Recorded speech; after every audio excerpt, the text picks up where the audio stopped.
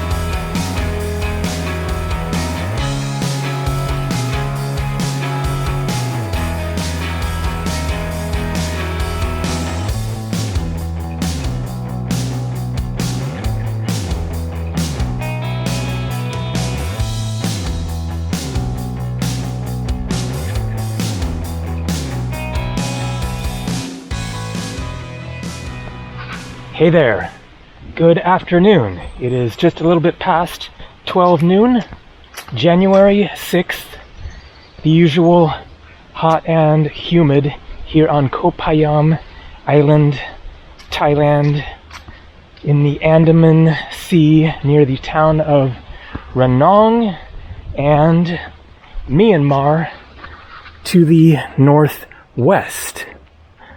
So,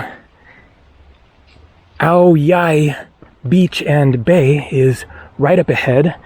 My motorbike is parked about 1 kilometer that way. I'm going to walk over there and get cruising.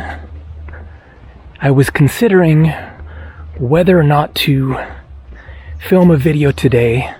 Obviously, I decided to go ahead with it. My last day here on the island, I still haven't decided my plans as far as whether I'm going to visit the nearby Ko Chang Island.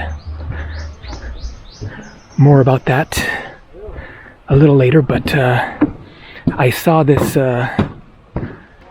little bungalow resort, looked interesting, and decided to start a video here showing the bungalow and cool restaurant, and there's another one right next to it, Rasta something.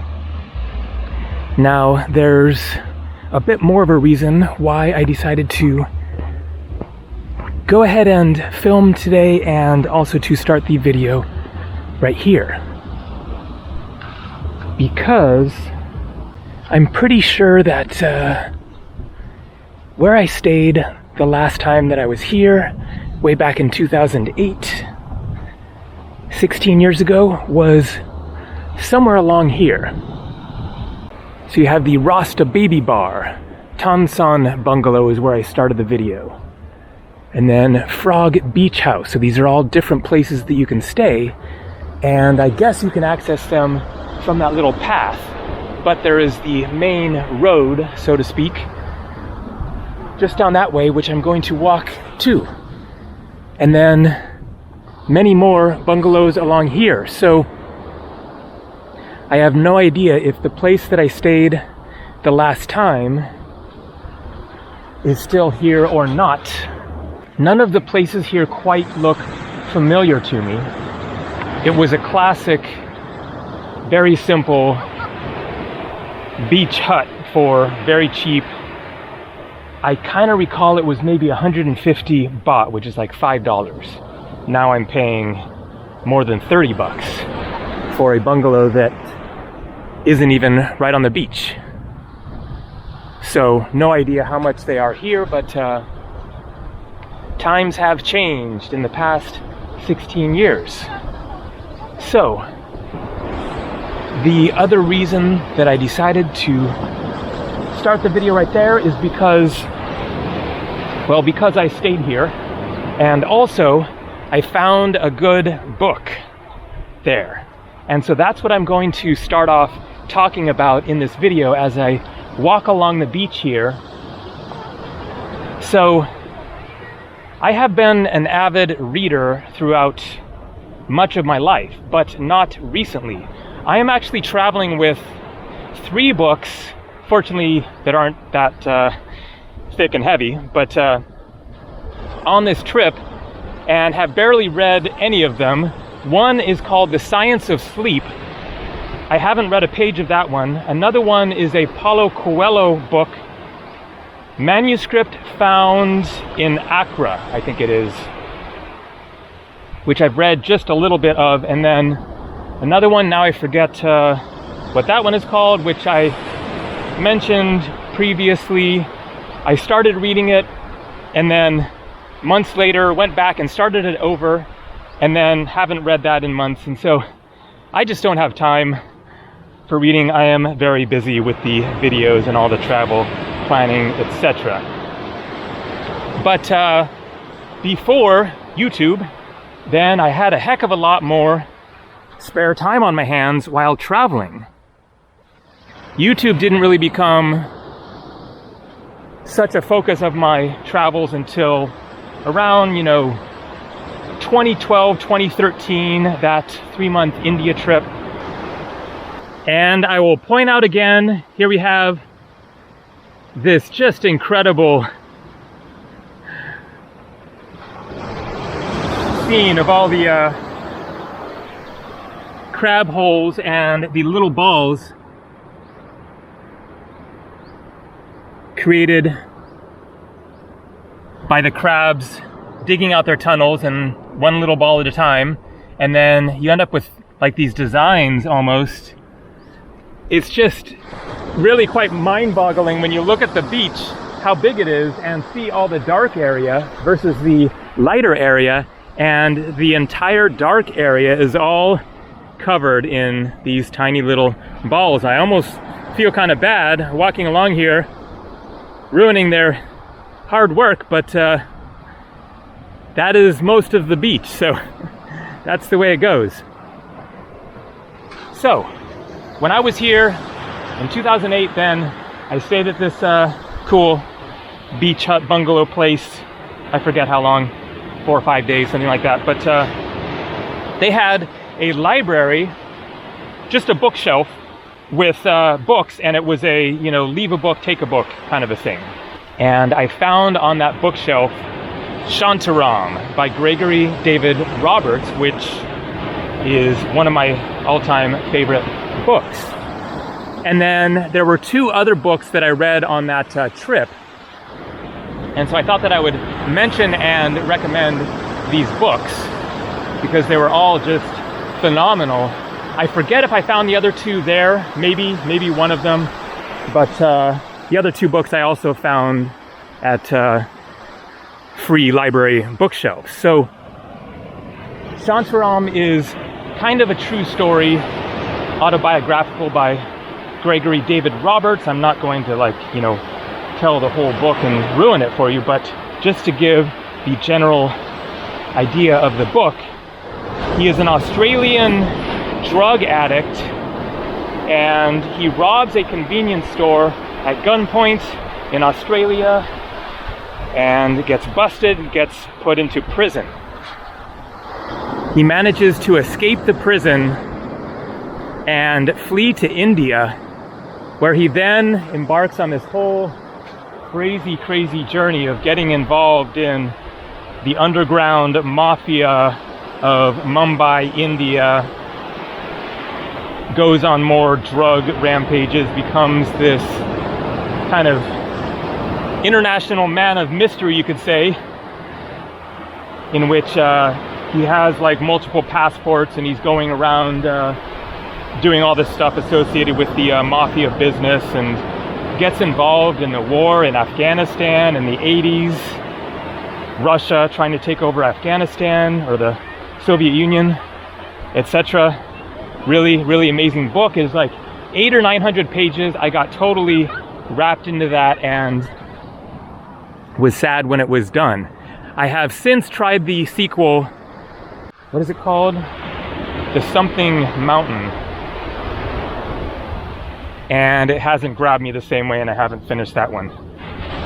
So the second book is one of the all-time most insane stories you will ever read. Also, probably true. So Shantaram is based on his life, but he keeps it very vague as to what exactly is true and what is fictionalized.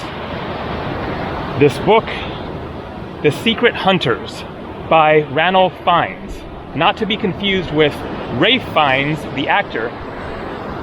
Ranulph Fiennes is a professional explorer who was voted by some organization as being the greatest living explorer. He is still alive. British guy. So Ranulph Fiennes is on an expedition to Antarctica, and they stop at this supply shed that I believe was on the Antarctic continent or an island right next to it, something like that. And I guess it's a place where you can stop and you can access, I don't know if it's for emergencies or what, but anyways, they access this shed, and inside the shed he finds a manuscript, the most random thing, a book, you know, written out or typed out or whatever.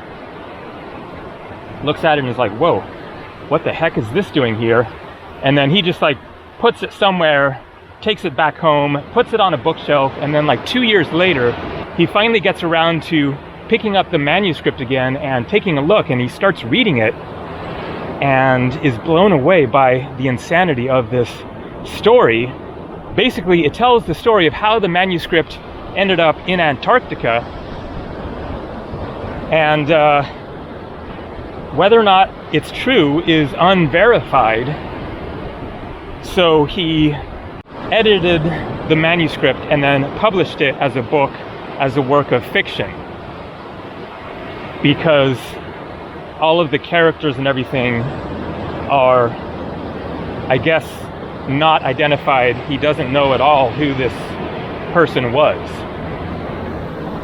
But as for what the story is about, so the Secret Hunters refers to an underground organization that is dedicated to bringing to justice Nazi war criminals. So the Secret Hunters, they're secretly hunting for Nazis that escaped prosecution. And so the scope of the book covers World War II and then various other events, because the author, the supposed author, lives later in like maybe the 80s or 90s or something. And what happens is just so crazy in terms of the entire story, and then how this manuscript ends up in a storage shed in Antarctica is just the ultimate climax to the book. So I don't want to give this one away at all, but check it out. The Secret Hunters by Ranulph Fiennes. Just phenomenal. And then the third book that I read on that same trip is called Dove, and I forget who the author is of that. I will put it down below, but it is the story of a young man who sails around the world. So I will keep that one short. I mean, that's basically it. Great book, you know, full-on adventure story. Not as, you know, mind-blowing as the other two. But I've had that association with Ko Phayam, you know, ever since finding those books and being grateful that I happened to come across, especially Shantaram and the Secret Hunters. So, anyways, where is my motorbike? I forget if it's further that way. This might be the spot right here. I think so. The end of the main road. So one of the reasons why I decided to go ahead and film today is because when I filmed the video yesterday, then I tried to go to Ao Quang Peeb Beach hiking, and as I showed in that video then, I ended up at this really funky construction zone near the water.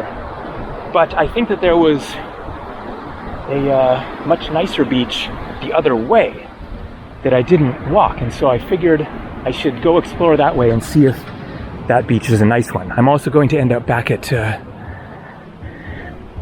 my favorite beach on the island and take another swim. Yeah. All right, the motorbike is up ahead. Here we go. My last day on lovely Ko Phayam. So I also wanted to clarify a couple of things that I'd said in previous videos. So my hotel is to the right. Just a minute.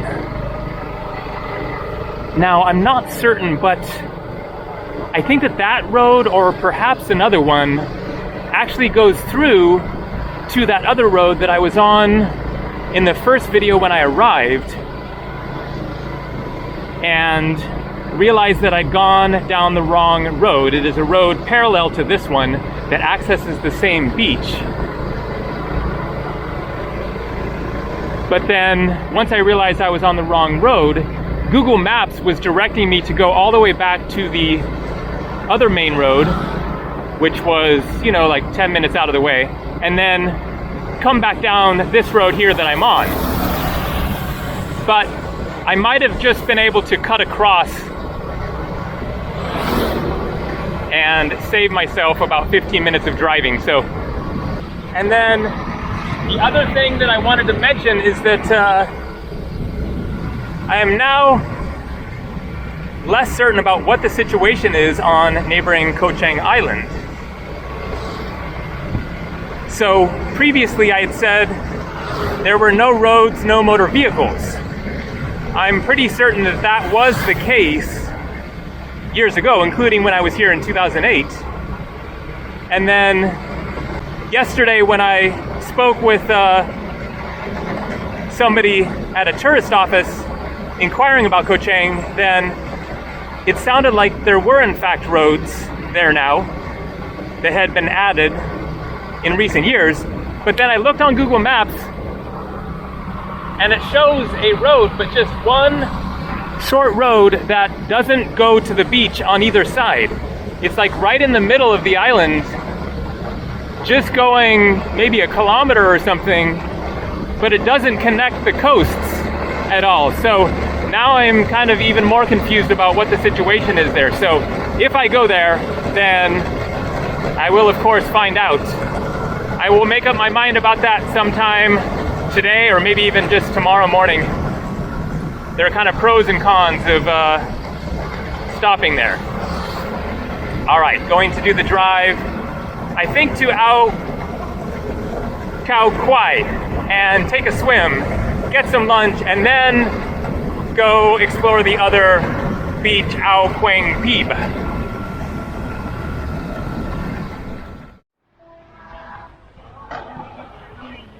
So I'm back at the lovely Ao Khao Kwai beach.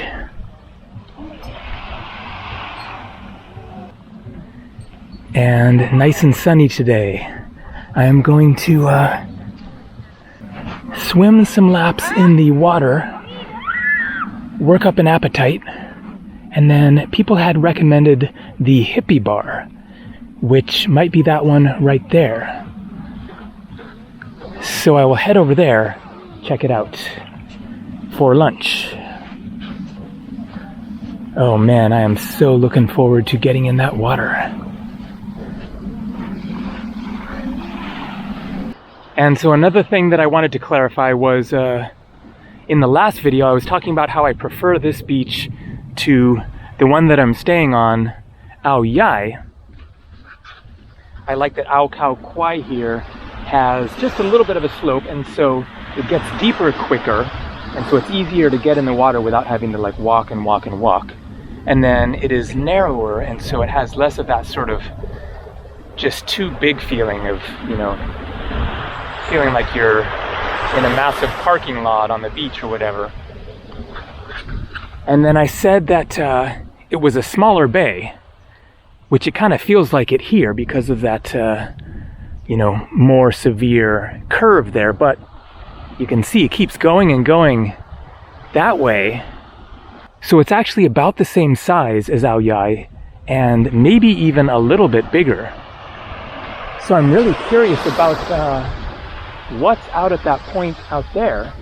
That would be a fun walk along the beach the whole way, but a long one. You must be able to access it by a road with a motorbike somehow. So we'll see how the day goes, but maybe I will take a side road, check that out over there. All right, time to jump in that lovely looking water. Had a nice swim there.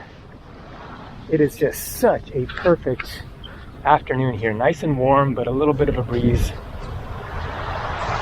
So just swam for 15-20 minutes or something, and then did some sort of yoga exercises on the beach for a little bit. Now definitely ready for some lunch and a drink. So I wanted to mention another random topic here, which is spiders. So some of you will remember I encountered some spiders in my room back in India in the Himalayas a couple months ago. And warning, there is insect squishing mentioned in this segment of the video. So these were some good sized spiders, like around that big or something, in my room in India, and I did not want to be living with spiders in the room. So twice I squished 2 of the spiders. Now just wanted to mention, no, I do not like go around killing every bug that I come across. There are various little spiders in the corners of my room now in my bungalow that I'm not bothering. And ants I kind of don't mind. There are some pretty big ants, like this big, and fortunately they don't bite or bother at all, so I haven't been worrying about those guys. But there are more big spiders here, even bigger, and I have been squishing them. So the first one that I saw was inside my room as I came in, and something kind of bizarre happened when I tried to get it. So I just saw one of the big crabs go into that bigger hole there. Here you have the same phenomenon with the little balls, but different style. They're more spread out. There are just less of them.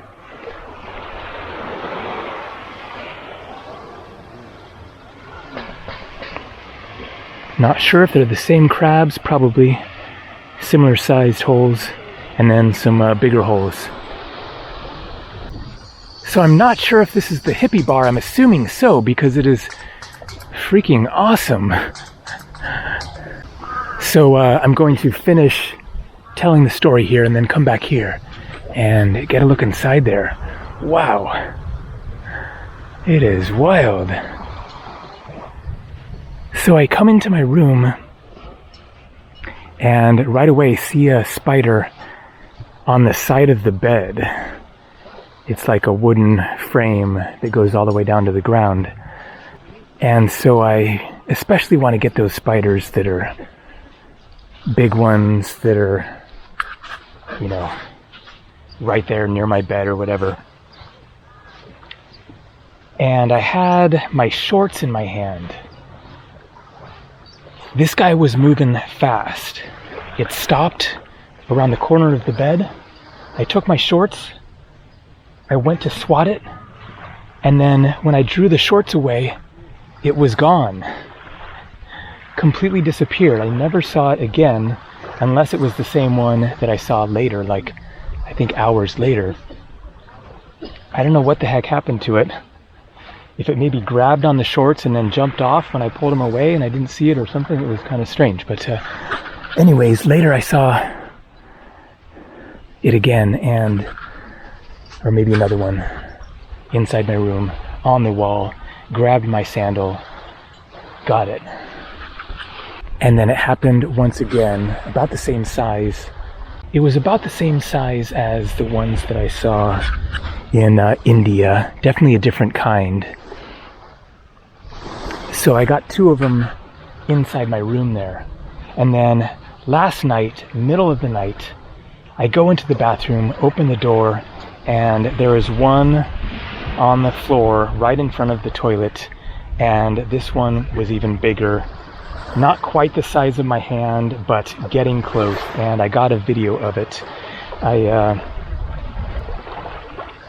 grabbed my camera, which was right there on the table next to the door going into the bathroom. Just took a few seconds of a shot because I didn't want to scare it off, because these guys move fast. I wanted to make sure and get it, especially this one, man. It was just so big. And so the way that I got this one was I stopped filming, I put the camera on the table. Also on the table was my journal. I grabbed my journal, aimed, looked at it, and then I just did like a drop with the book. Just like kaplunk, and bam, right on it, hit it, dead instantly. So I got nothing against spiders personally.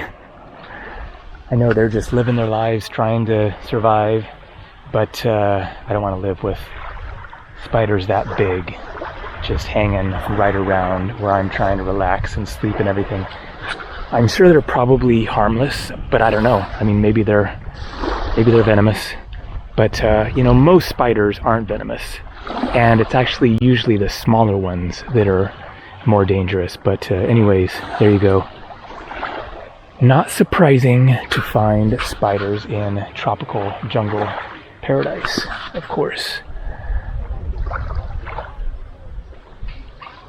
All right, let's go take a look at this cool place.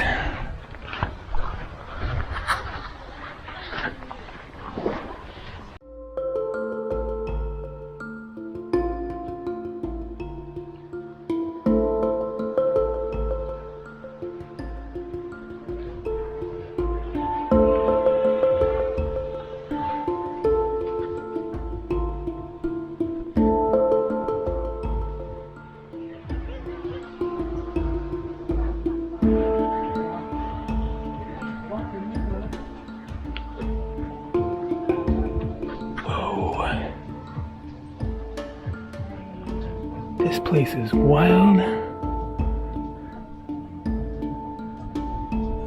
What a work of art. Ooh, that looks like a good spot to sit down. Let me grab it.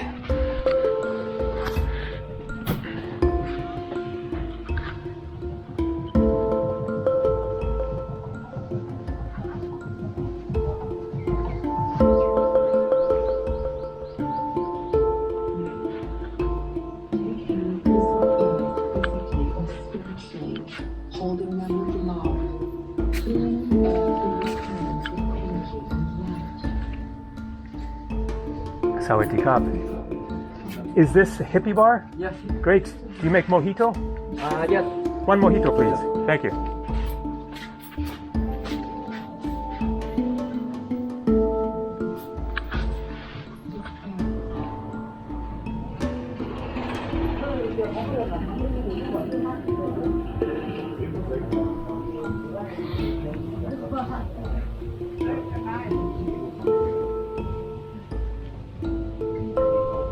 Well, thanks for the recommendation, guys. I wouldn't have known about this otherwise. I'd seen the ship and was intrigued, but hadn't gotten around to checking it out before.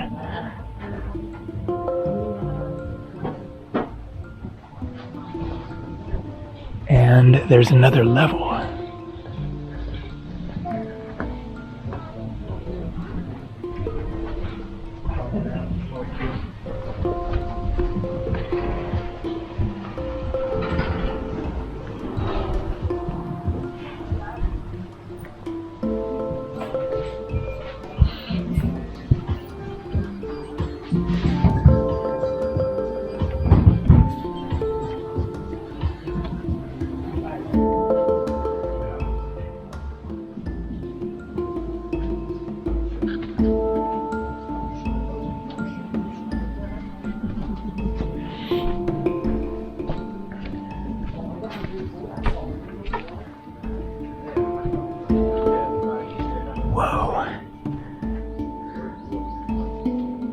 It's huge.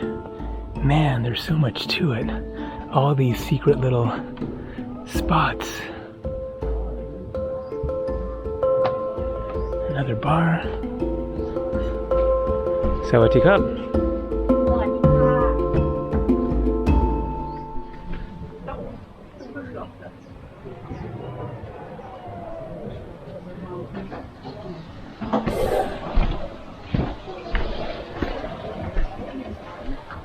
All right. What a cool place.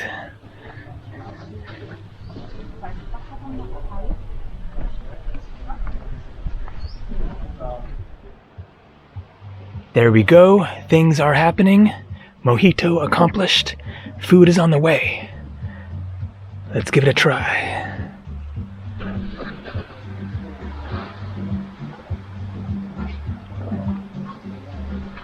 Oh yeah, that's a really good one.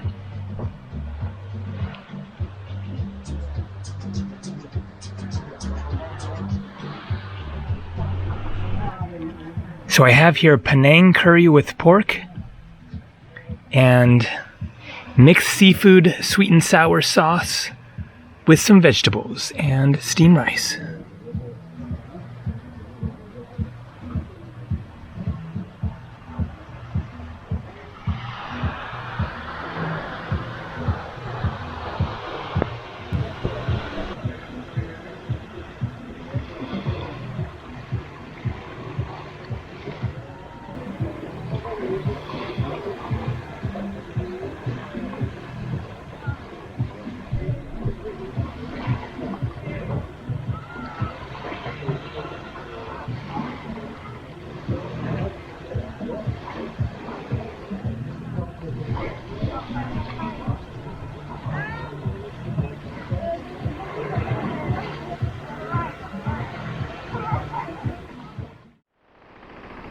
So I'm back at almost the end of the road, but not quite. So yesterday I hiked up there, didn't find anything too interesting, and then hiked down here, also didn't find anything too interesting, but there was another way to go. And as I showed, it seems to be motorbikeable. So let's give it a try here.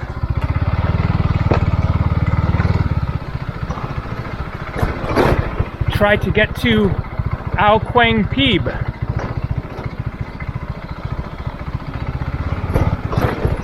You can see dirt path, and then here mysteriously it turns into a cement path.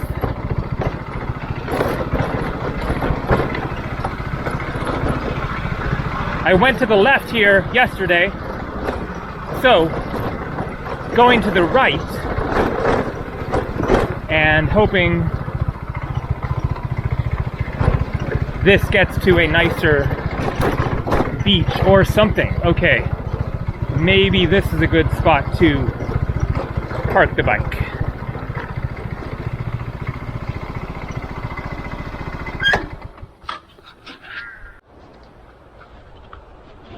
You can see the sea out there.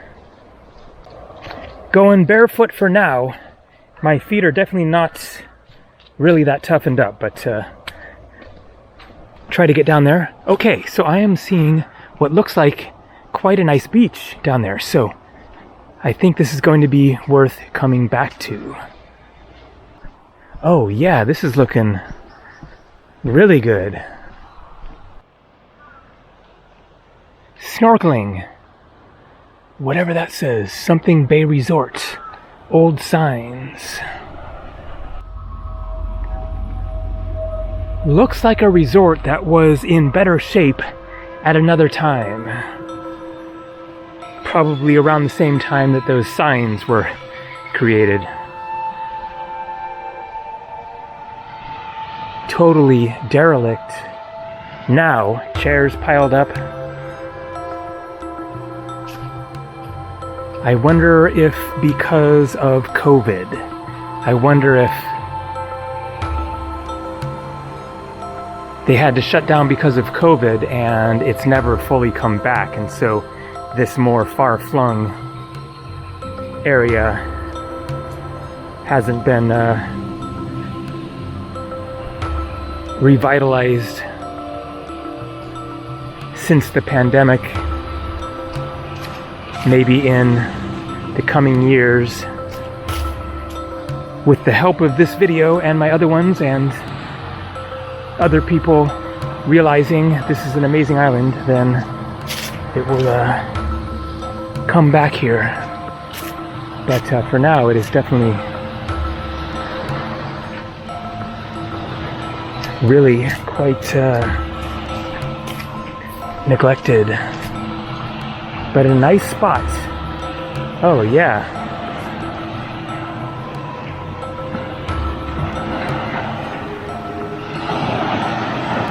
Oh man, this is ultimate.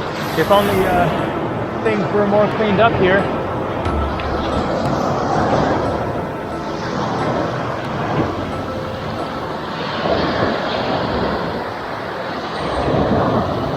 A great secluded beach. Water looks lovely.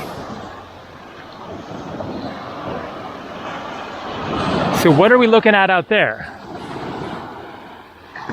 Gotta be Myanmar, I guess. Okay, last stop of the day. Let's go check out the peninsula at the far end of the Ao Khao Kwai beach.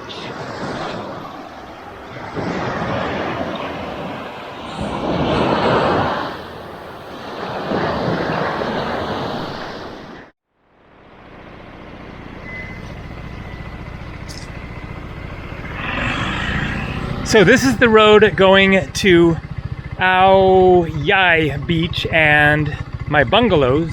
Looks like this is going to go along that peninsula to some extent. It says there, beautiful rock by the beach. So that sounds nice. Let's go take a look. Another area of this island to explore that I didn't know anything about before.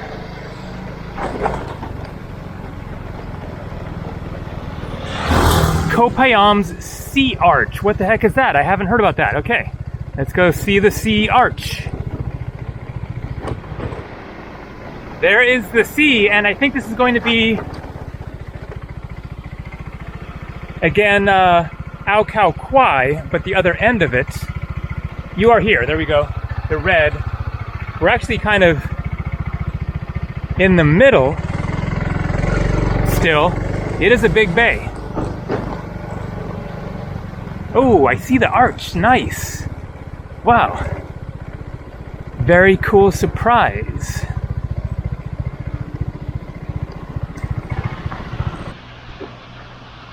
This island has so much more than I realized from the last time that I was here when I didn't have a motorbike. So I didn't see nearly as much of it.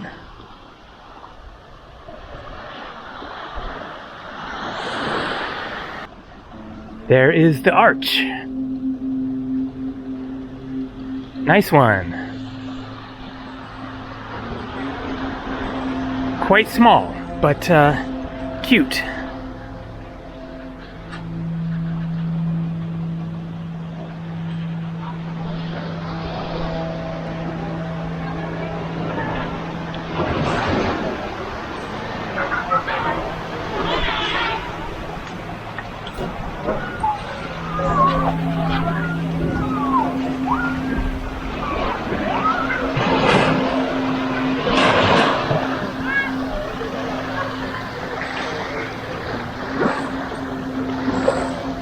So that is the end of the peninsula. Let's continue down the other road to the end. It is very close.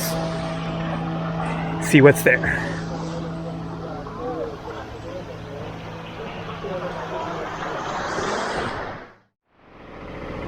Very odd looking thing here. I guess an oven. Nice resort there. We must be almost to the end of the road.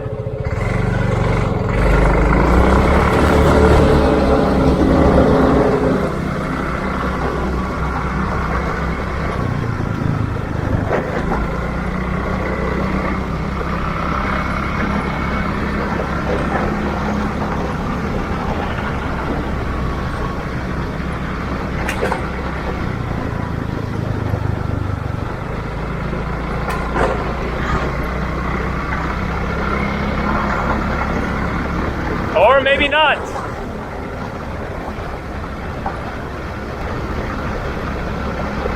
This little island just keeps going and going.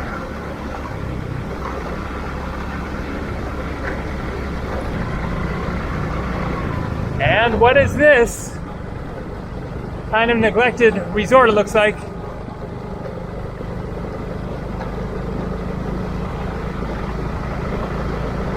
Not yet the end.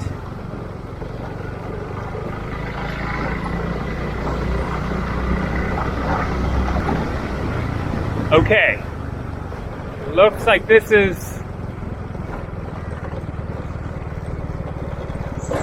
sort of the end, but then sort of continuing. I guess that's sand up ahead. All right. Let's go walk up there.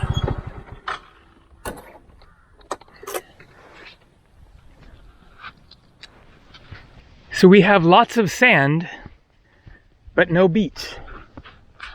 I cannot see the sea from here. Maybe it's right over other side of those trees.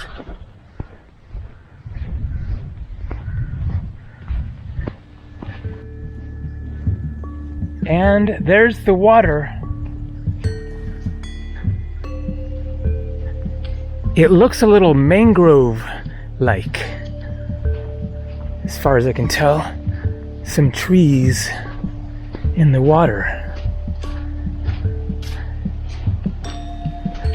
So where does this go? On the map, it showed a village. Yeah, definitely like mangrove kind of. Or maybe exactly mangrove, huh? Another shell of a building. I keep seeing these beginnings of a building and then it's not clear what's the deal with it. Okay, well, this path keeps on going, but I'm kind of done for the day. I don't have too much hope there's going to be anything especially wondrous and fascinating out here. Let's just poke around the other corner and then probably call that done.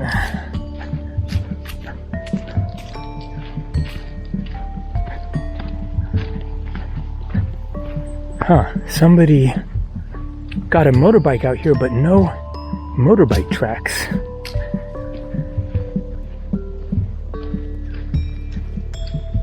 Okay, something interesting. What the heck? It's like a destroyed bridge.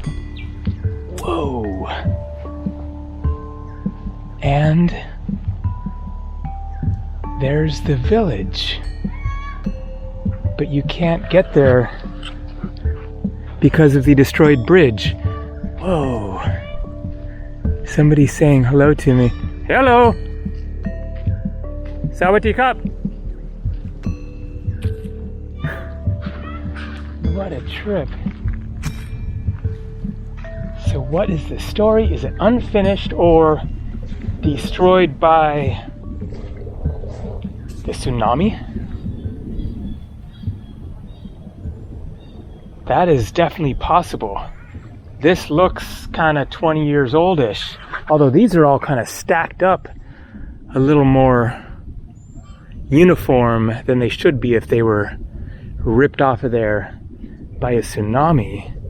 But of course tsunamis do strange things, so could be, or another storm, or just an unfinished project.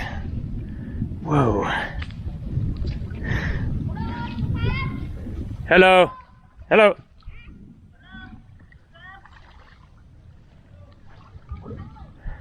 I guess not too many people make it down here. Oh, they're like getting in the boat to come get me or something. I don't really want to do that. Oh no, no, no, thank you.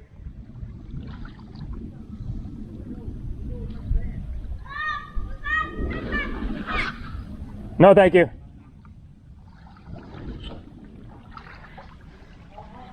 Not really in the mood for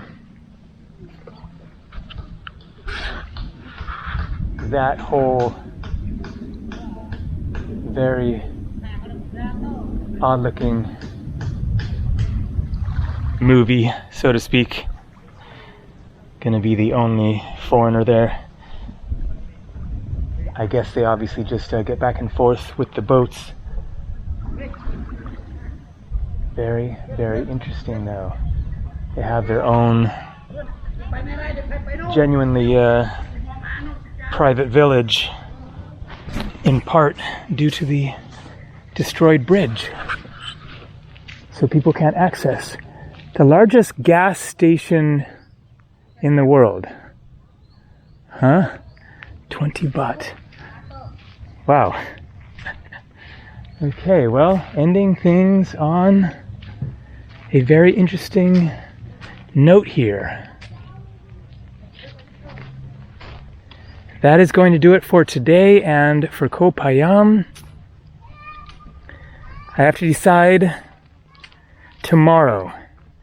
Ko Cheng, a very short boat ride, stay there for a couple of days, or get back to the mainland and get across the peninsula over to Chumphon and then boat to Koh Tao, which I will do regardless. As I mentioned before, my friend Victor is on Koh Phangan, and so I'm headed over there to visit him in the next few days, but we'll probably make a stop or two along the way. So, more coming from Thailand. See ya.